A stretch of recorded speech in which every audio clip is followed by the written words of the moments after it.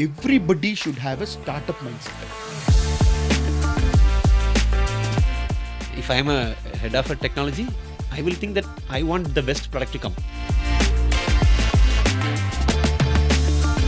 If your organization builds that mindset in you, your organization will evolve, grow, and you will succeed.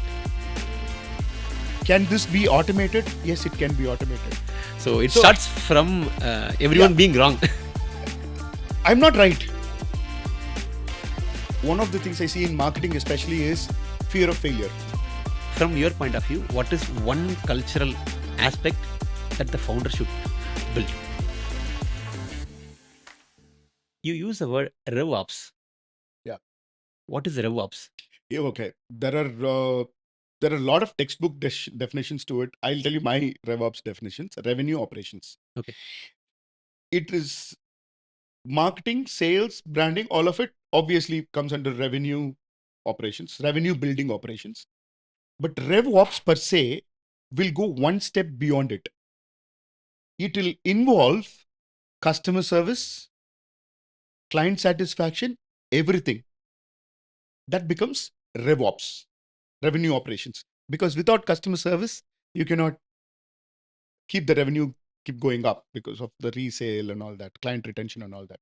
So RevOps is a combination of your marketing, sales, branding, and all that efforts, along with some parts of other organizations like customer service and product quality and all that can be added to RevOps. And it is called RevOps. Now, can I tell you one more important thing here? There is a disconnect,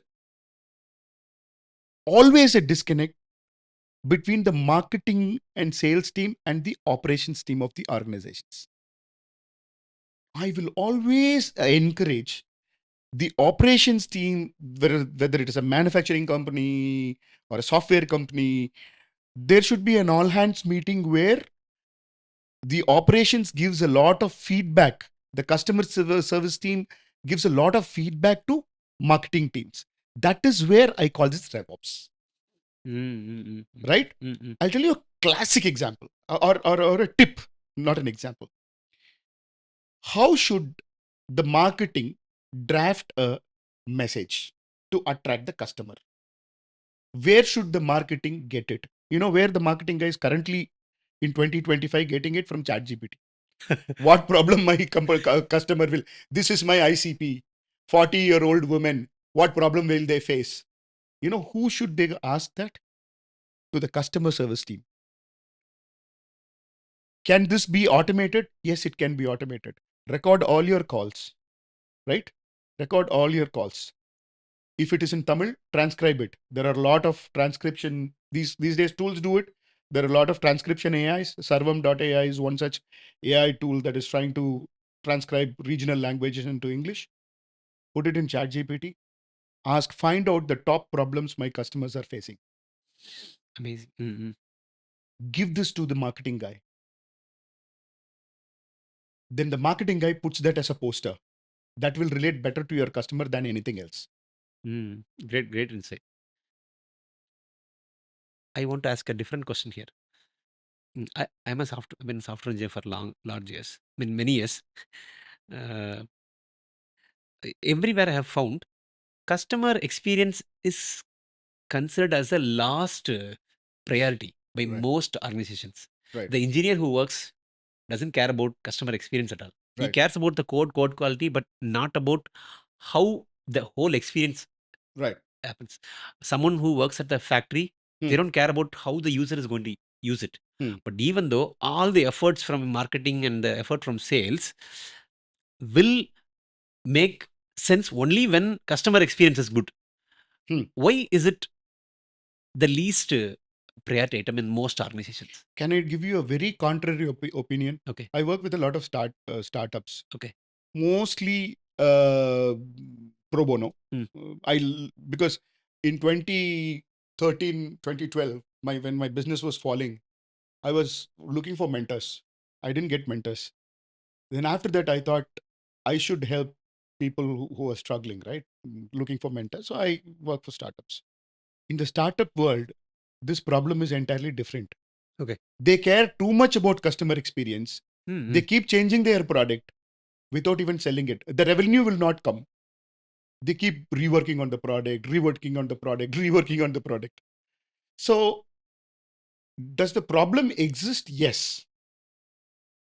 Why the problem exists is organizations, when they become bigger and all that, right? Revenue is coming in, things are selling, it's all going well. Uh, who cares? There's always a buyer for this product. They take it for granted. There are 130 crore people in India.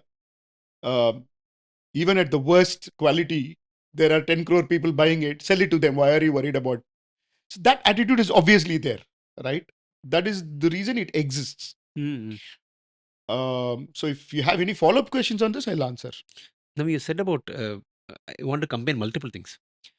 You said when you enter a when you enter a consulting engagement with a company, you said when you recommend a change, the change has to be implemented not just in that particular function, but across all functions. Correct. You also mentioned that sometimes even the operations team has to change something, the development team has to change something. Right. And now we are talking about customer experience. You mentioned right. Operations team, sales, marketing, Right. all of them don't work together. Right. There is a pattern to this. Right. What do you call it? They don't work together. What Yes. do I call it? Complacency. Complacency. Complacency hits organizations. I want to ask a different question. Hmm. See, every operations head, every sales head, every marketing head wants the best for their organization, for their team. They want to hit the milestone. I would not call it as complacency. If I am a head of a technology, I will think that I want the best product to come.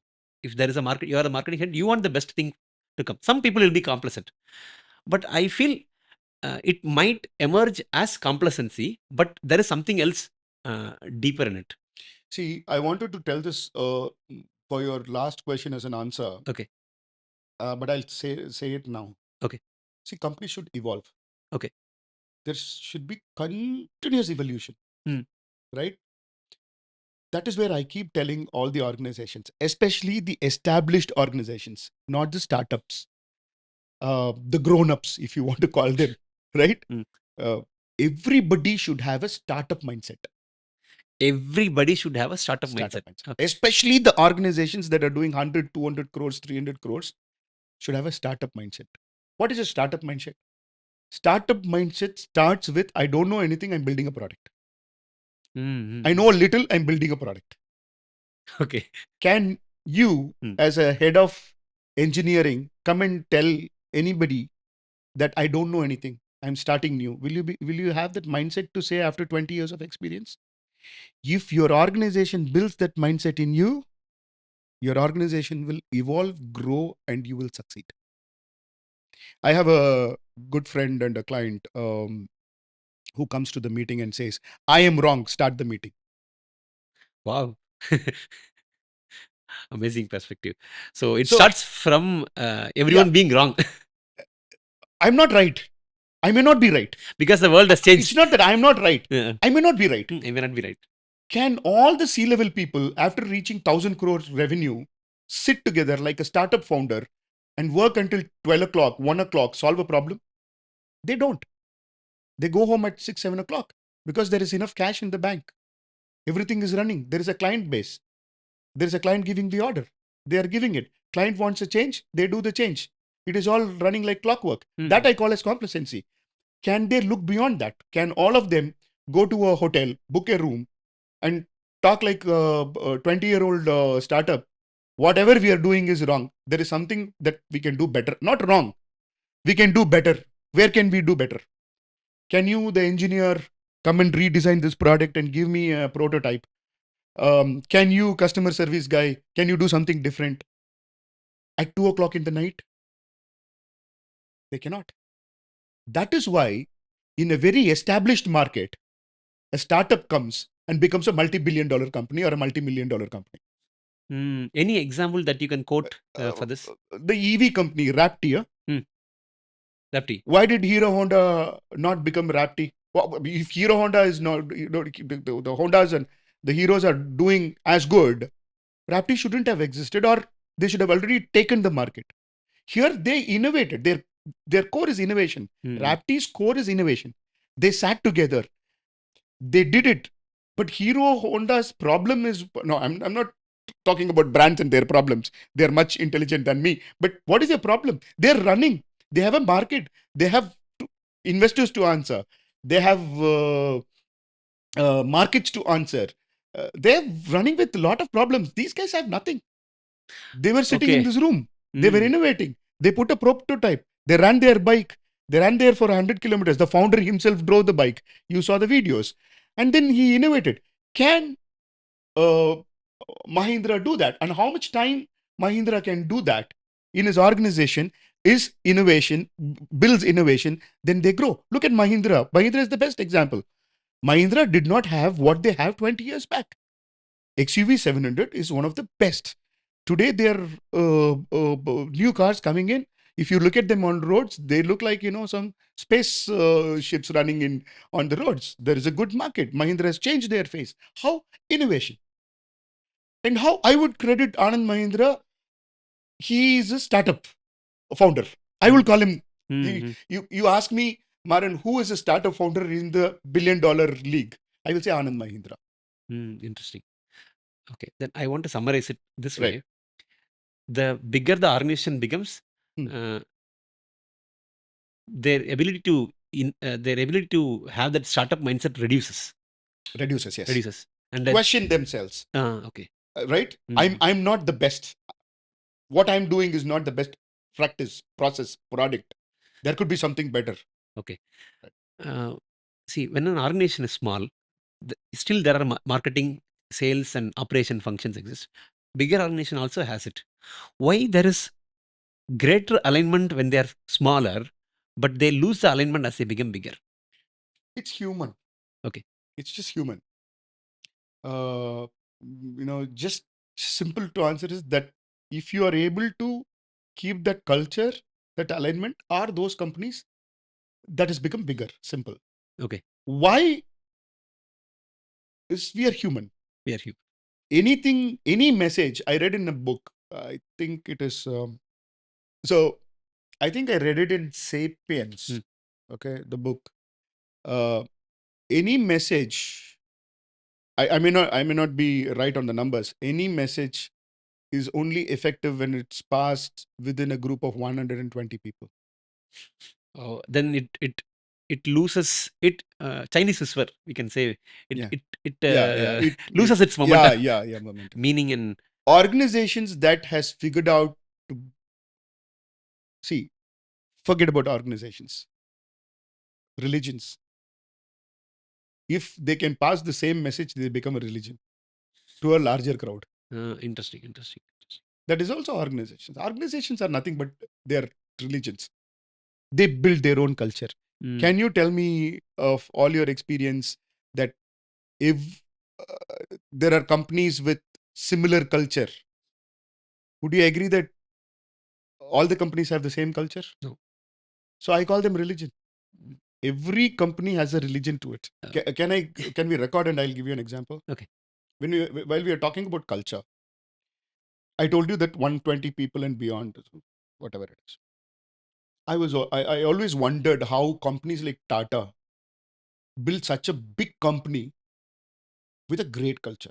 I'll give you an example. One of my friend's father worked in Tata. He was laid off. Today, what happens if you lay off somebody? What happens on LinkedIn? There's a huge noise. Oh, this company laid me off. There is no, respect to the employee, and whatever I did, yada, yada, yada. My friend's father never complained a single day. And not even once he said, I'm laid off. And I wanted to probe. You know what I understood by probing? He has healthcare in Tata Hospital until his lifetime. Children have it until 18 years or something. Wife has lifetime this thing. He was given a severance package that's so big that he can put it in a bank and live the rest of his life. He was given a housing scheme, something. I may not be exactly right. So many things they gave him while they laid him off, that there is no immediate necessity for him to go and find another job. Immediate necessity, right? So they made it so good that he's not bad mouthing the company at all. Interesting. The culture building, if you ask me, right? Okay. I want to change the question a little different. Now, Tata is so huge; they are there for Yeah. so many years. They can afford to do these things. Now, if someone is starting their company, or they are like 50, 60 people, from your point of view, what is one cultural aspect that the founder should build? Can I give an example and leave it at that? Yeah. Instead of one, Mm. if you think that you have to lay off somebody because you don't have the money to pay them forward, try to find them a job. Okay. Post his resume in your LinkedIn and say, I have this best guy with me, right? Mm. He currently, I cannot hold him. If anybody is interested, please hire him. And these are the 5 reasons he should be hired. Okay. That will Right? I be. did a lot of mistakes as an entrepreneur. Today, I'm talking about all these things. I didn't have this wisdom back then, but today I will do this. Mm. Right? That is building culture. Okay. You already don't have the money, so Mm. you cannot give him 3-4 months salary. What else can you do? Can you Mm. find him a job? Can you talk to the network, take the effort and talk to the network and find him a job? It's the best help you can do. Okay. Right? Okay. This is post exit. Okay. Yes. Post Or exit. while exiting. While exit. Now, when you also mentioned about different teams not aligning and then operating as a silos, fighting for each other. Let's say a 30-member team exists right now. A founder is running a company. They have found the product market fit. One thing that you would recommend them so that they win so huge. Individual outcome. Individual outcome. What is it? See, what happens is in marketing, Mm. because I'm a marketer, I can talk about marketing. Marketing is a multi-skill set operation. Skill set operation. Okay. For one work to be done, the same person cannot finish it. You're a coder. Mm. I ask you to code a feature. You can finish coding yourself. Maybe testing is done by somebody else. UI is done by somebody else, but you can finish the feature by itself and you can deliver it. Mm. Marketing is not like that. If you want to do a poster, a graphic designer is involved. Mm. A copywriter is involved. Least 2 people are involved, right? How do you make them work together? Analyze the individual outcome. So, you know how I do that? Post the design and see what is the outcome of it. And then ask questions. Why did this perform? Why did this not perform? Do comparative studies. That is why we in marketing do a lot of A/B testing. For example, a green color poster, a blue color poster, we will post both and see which color people are liking or sharing or whatever. So individual outcome is what keeps the team intact. And that could be your culture also. I don't care about anything. I don't care about what time you go, what time you come, how many leaves you put. All these things doesn't matter to me. Okay. Did you do your job properly when it comes to outcome, not about tasks? Don't Outcome. count the tasks, count the outcome. See things from the perspective of outcome and then make decisions. Yes, make decisions. Okay. Then you mentioned about experimentation and A/B testing, right? Right. Do you mean that you want to build a culture? You recommend building a culture where there is space for experimentation to tune for different outcomes. Is that what you meant? Yes, Okay. absolutely. You cannot go and say, see, again, there is a lot of problem in consulting, right? Founders come and say, the C-level comes and say, oh, we tried that, it didn't work. I'll give you an example. Most of the companies, you know what they will do is after some time, they will jump into doing events. Okay. They'll go and spend big money in events, like, 15 lakhs, 20 lakhs. I've seen companies burn 1 crore in just a single event, right? Because somebody came and told them that, look at your top competitor, he's investing so much on events. They will invest once, they will invest twice, third time, there will not be any conversions. They will drop doing events. They will say, oh, events do not work for us. The worst decision to take is to say it like that. Okay. Right? How did you start doing your events? You need to have a method to that. First, go to one of the events, take the smallest booth, right? Bring back those databases, re-engage with them.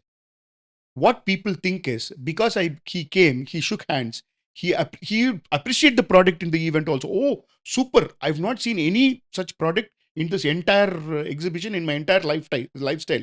But the moment he goes, he'll forget. Did you re-engage with them? We have a framework with us in our company, event marketing framework, and pre-event marketing framework and post-event marketing framework. We have two things. After an event is done, we continuously re-engage with them. We put them in the newsletter loop. We, invite them for the next webinar, whatever it is, right? If you do that, event will be very, very successful for you. Events are very, very successful model. So this preconceived notion is the biggest challenge for marketing and sales teams. Some things will work like this. This will not work like this. Is the problem we face with organizations. Again, can you repeat the question? I will tie it back to the question. The question is, you mentioned about outcome. And you also talked about experimentation, A/B testing. That is experimentation. So my question is, the focus on outcome, right, and the ability to experiment, right, is both interrelated. 100% interrelated. Your outcome can be X if you do it in a particular way. Okay. It can become 2X or 3X only if you experiment it. Okay. The amount of experimentation you do will help you to go to 2X or 3X. The event example I told you, start with an experiment. Put a small booth. If it is profitable, do a big booth and spend more money as you grow with that event. So experimentation is needed in every place. Any activity, experiment it, even if it is doing good. Some companies come and say, oh, we are doing very well. Our Facebook is doing very well. Our Google search is doing very well. This is the customer acquisition cost. This is the best we can give. But actually, if you do an experiment, you can reduce your customer acquisition cost. Oh, experimentation reduces the customer. Yes, absolutely. Okay. Absolutely. You never think you are right. Never think you are right. What is the best customer acquisition cost? I would say zero spending. Experiment until that. There's actually nothing called as zero spending, but then I'm just saying as a quote. Now, I want to tie the question back to what you mentioned about culture. Why experimentation mindset is not often present in many companies, even though everyone wants to innovate? I want to do this. I cannot do this, or I'm unable to do this. There's a lot of things in between these two things. That is, it's also about personality. Okay. Staying on that vision and goal, it's a personality problem. Okay, I want to ask the question a little differently. You said experimentation, even though it takes a little bit of time, it reduces the cost over time. It may be cost or innovation, anything. Innovation, yeah. Basically, either it creates more opportunities or it reduces the cost of the outcome. Correct. Now, why is it hard for the company employees to not understand that experimentation actually increases the opportunities or reduces the cost of the outcome? Why is it? Maybe one of the things I see in marketing especially is fear of failure. Fear of failure. See, experiments will fail.